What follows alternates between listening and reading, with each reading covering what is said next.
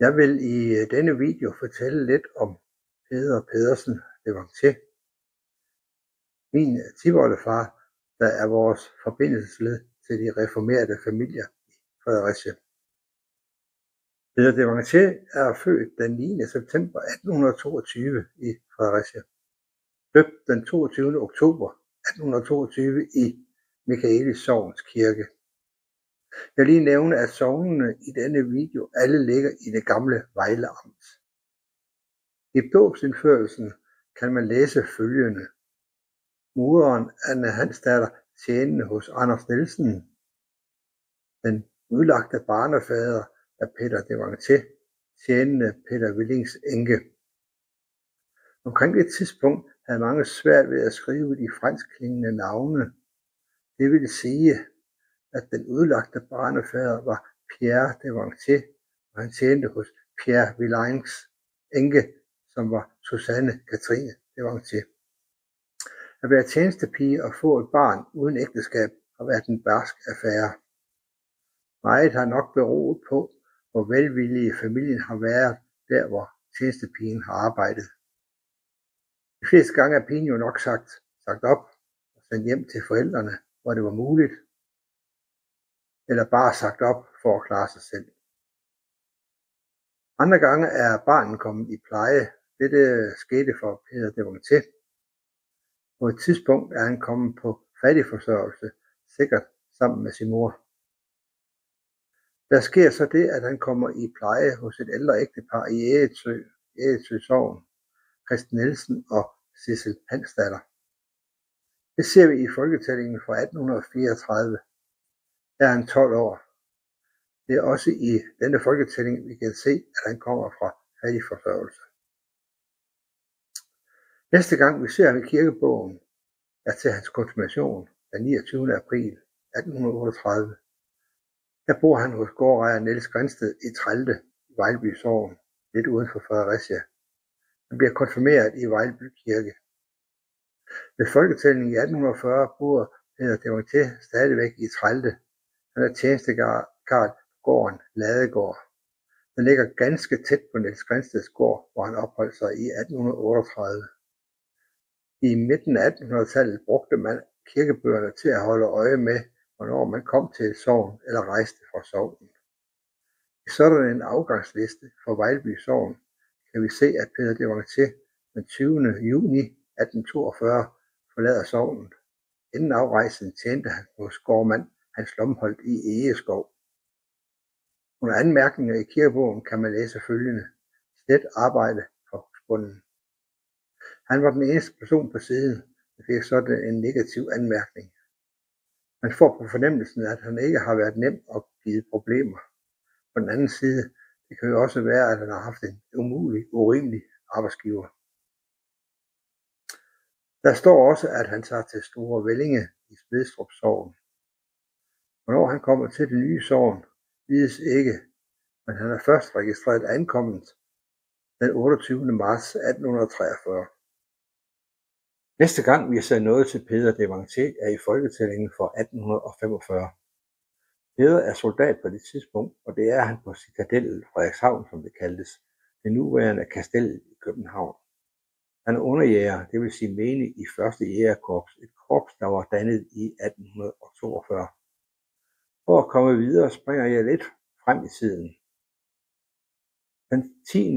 juni 1875 blev der indstiftet en erindringsmedalje for deltagelse i krigen 1848-50 og i 1864. Den blev uddelt i begyndelsen af 1877. For at få den tildelt, skulle man ansøge om det, hvorefter det blev bevilget og tildelt.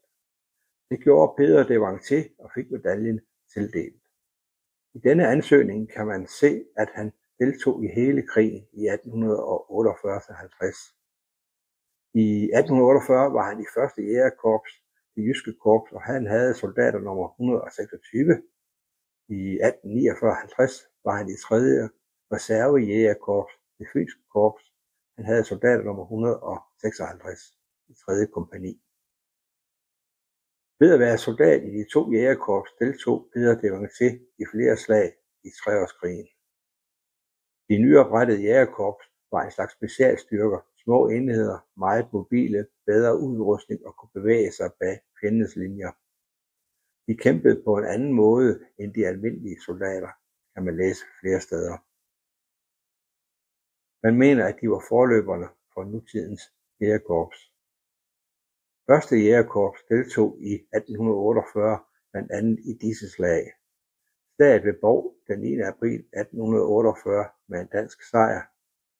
Slaget ved Slesvig den 23. april 1848 med en preussisk Slesvig-Holstensk sejr. Slaget ved Nybøl den 28. maj 1848 med en dansk sejr. Og slaget ved Dybbøl den 5. juni 1848 også med en dansk sejr. Der blev så indgået våbenhvile den 26. august 1848, og denne våbenhvile holdt indtil 2. april 1849, hvor danskerne opsagde den. I mellemtiden var Peter Devanché blevet flyttet til 3. reservejægerkorps. Hvornår vides ikke på nuværende tidspunkt, for mange blev midlertidigt hjemsendt i våbenhvileperioden. 3. reservejægerkorps deltog i et mindre slag ved Ullerup den 6. april 1849, dagen efter det katastrofale slag på Egernførde Fjord. Tilsyneladende blev 3. reservejægerkorps holdt i reserve på Als det næste års tid, og næste slag, de deltog i, var slaget på Isted Hede den 25. juli 1850 med en stor dansk sejr. Korpset deltog i en af de sidste kampe i krigen, nemlig ved Lottrop, hvor 3. reservejægerkorps havde garnison. De blev angrebet den 24. november 1850 af fjenden, som de fik slået tilbage. I den periode, hvor 3. reservejægerkorps var på Als, var mange af soldaterne sendt hjem for at arbejde på gårde. Det skete også for Peter Devanché, for ved folketællingen den 1. februar 1850 er han tærsker hos gårdmand Søren Thomsen Ladegaard i Gauerslund Sogn. Der står i bemærkningerne, at han er indkaldt i krigsstand. Det betyder, at han står klar til at drage i krig, når der bliver brug for ham. Og det blev der jo brug for i de sidste slag i løbet af 1850. Efter krigen sluttede, tog Peter Devanché tilbage til Gauerslund Sogn. Her møder han Anne-Marie Madsdatter, og de bliver gift i Gauerslund Kirke den 9. april 1853. Grunden har sikkert været, at Anne-Marie var højgravid og fødte en datter Karen den 10. juni 1853. Der ser i folketællingen fra 1855, at familien bor i Sellerup, Gauerslund Sogn.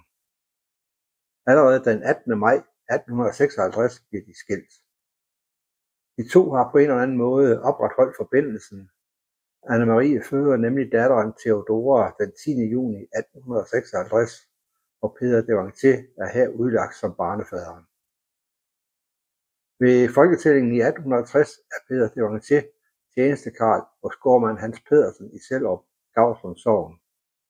Peder møder så min tipoldemor, Birte Lauridsdatter Rasmussen, og de bliver gift den 14. november 1862 i Gauerslund Kirke. Han er her 40, og hun er 27. Det er også i denne kirkebog, vi kan læse, hvornår Peter Devanché bliver skilt fra Anne-Marie. Her kunne grunden til ægteskabet også være, at Birte var ret højgravid. For den 11. januar 1863 blev min oldefar, Laurits Peter Devanché, født i Andkjær, Gauerslund Sogn. Parret får i alt 5 børn, hvoraf de 2 bliver voksne og får børn og efterkommere. Efter ægteskabet flytter de i et mindre hus i Andkjær i Gauerslund Sogn. Et slags dobbelthus kan man se i folketællingen fra 1870, da der bor 2 familier. Den 7. april 1879 køber han huset, han bor i, Peter Jensen, for 400 kroner. Peter Devanchés beskæftigelse var daglejer, og på det tidspunkt var en daglejers løn ca. 1 krone til 1,10 kroner om dagen. Så huset har kostet ca. 1 års løn.